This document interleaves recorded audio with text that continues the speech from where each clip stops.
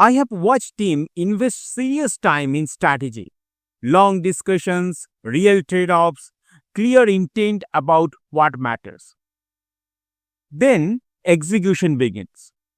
And slowly, the organization pulls things back into the familiar patterns. More coordination than expected, more approval than planned, more decision findings their way upwards because it feels safer that way. People respond by staying busy.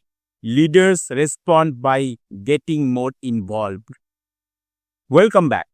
I want to talk through something that has been showing up again and again for me. Not as theory, more as a pattern. As the conversation moves from planning to execution, the mood subtly changes. Not because anyone thinks the plan is bad, but because everyone has pretty good sense of what the next few months will look like, where things will slow down, where decision will get stuck, where effort will increase without a corresponding lift in outcomes. This has become more visible over the last year. AI has entered day-to-day work in a real way. Execution rarely breaks in a single moment. It gets worn down through small, repetitive frictions. There is an image I keep coming back to when I think about this. You may have heard of square watermelons. They grow them in Japan by placing a young watermelon inside a rigid box while it is still on the vine. The watermelon grows normally. It is healthy. There is nothing wrong up with it. But it only grows to the shape of the box. The limitation is not the fruit. It is the environment around it. Organizations behave in much the same way. When AI enters the environment, something interesting happens. It does not magically resolve execution challenges.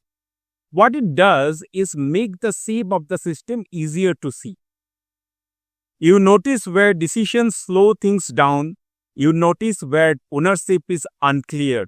You notice where effort keeps rising, but the result stays stubbornly flat. At that point, adding more capable people rarely changes the outcome. Adding better tools rarely does either. The constraint was already there. It is just harder to ignore now. If you are living inside this kind of organization, none of this needs much explanation. You already feel it. The real question is not about tools or talent. It is whether the system you are operating within are actually designed for the outcomes you expect, or whether they have simply evolved over time and never been seriously revisited. Because most execution problems are not effort problems, and they are not technology problem either. They are design problems.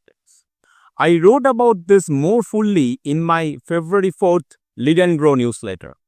If this way of looking at execution is useful, the full piece is there.